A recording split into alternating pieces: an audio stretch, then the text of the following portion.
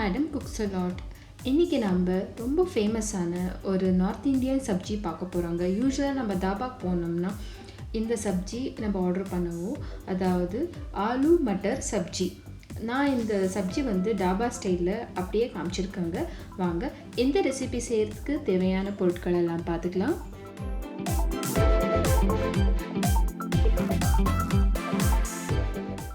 முதல்ல நம்ம உருளைக்கிழங்கு ஃப்ரை பண்ணி எடுத்துக்க போகிறோம். அதுக்கு ஒரு கடாயில் எண்ணெயை காய வச்சுக்கோங்க. எண்ணெய் சூடானதும் 2 உருளைக்கிழங்கை நான் மீடியம் சைஸில் கட் பண்ணியிருக்கேங்க.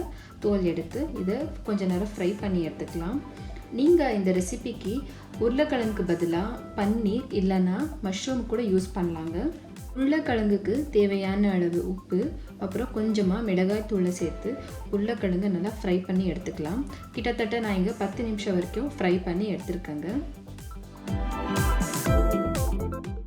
உருளைக்கிழங்கு இங்கே 80% அளவு குக் ஆகிருக்குங்க. இதை ஒரு பிளேட்டில் ட்ரான்ஸ்ஃபர் பண்ணிக்கலாம். அதுக்கப்புறம் நம்ம கிரேவியில் சேர்த்து இன்னும் கொஞ்சம் நேரம் குக் பண்ணி எடுத்துக்கலாம். இப்போது அதே கடாயில் கொஞ்சமாக நல்லெண்ணெய் சேர்த்து எண்ணெய் சூடானதும் ஒரு பட்டை, 2 கிராம்பு, அப்புறம் ஒரு ஏலக்காய் போட்டுக்கலாம். ஒரே ஒரு பச்சை மிளகாவை பாதியாக வெட்டி எடுத்துருக்குறேன், அதையும் சேர்த்துக்கோங்க. அப்புறம் நான் இங்கே 2 மீடியம் சைஸ் வெங்காயத்தை பொடியாக நறுக்கி எடுத்துக்கிறேன். வெங்காயம் சேர்த்ததுக்கப்புறம் பொன்னிறமாக வதக்கி எடுத்துக்கோங்க.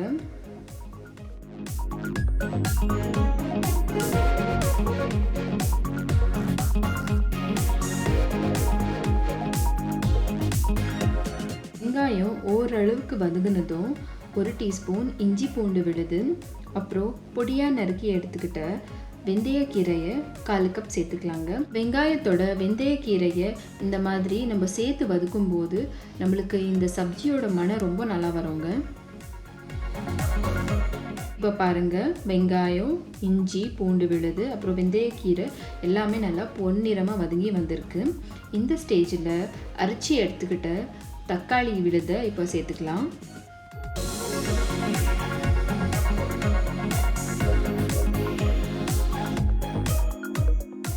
ரெண்டு வெங்காயம் சேர்த்துக்கிட்டிங்கன்னா நீங்கள் 3 தக்காளியை சேர்த்துக்கோங்க. அப்போ தான் இது ப்ரொப்போர்ஷன் கரெக்டாக இருக்கும். இந்த சப்ஜிக்கு தேவையான அளவு உப்பு, அப்புறமா கொஞ்சமாக மஞ்சள் தூளை சேர்த்து மிக்ஸ் பண்ணி எடுத்துக்கோங்க. தக்காளியோட பச்சை வாடை போகிற வரைக்கும் 2லேருந்து 3 நிமிஷம் வரைக்கும் குக் பண்ணி எடுத்துக்கலாம்.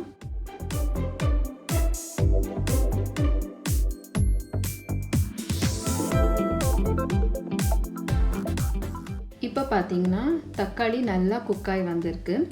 இந்த ஸ்டேஜில் 1/2 டீஸ்பூன் மிளகாய்த்தூள், 1 டீஸ்பூன் தனியாத்தூள், 1 டீஸ்பூன் சீரகத்தூள், இந்த மசாலா பொருட்கள் எல்லாம் சேர்த்ததுக்கப்புறம் இந்த தக்காளியோட நல்லா வதக்கி எடுத்துக்கோங்க.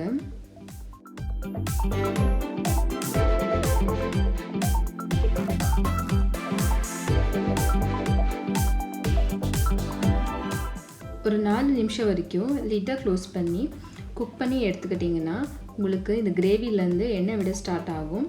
அதுக்கப்புறம் இந்த கிரேவிக்கு தேவையான அளவு தண்ணி சேர்த்து கொதிக்க விடுங்க.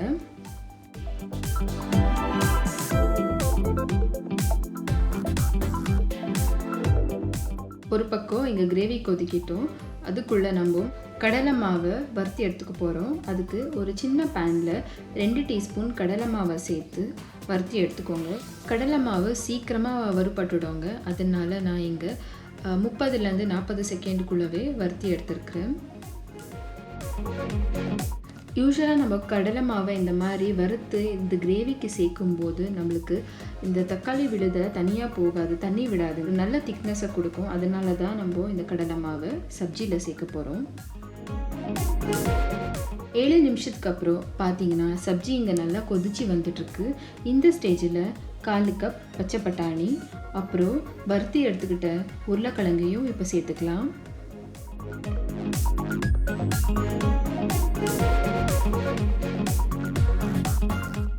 அப்புறம் வறுத்தி எடுத்துக்கிட்ட கடலை மாவை சேர்த்து நல்லா மிக்ஸ் பண்ணி எடுத்துக்கோங்க. இப்போது இந்த கிரேவி 5 நிமிஷம் நல்லா கொதிக்கட்டும்.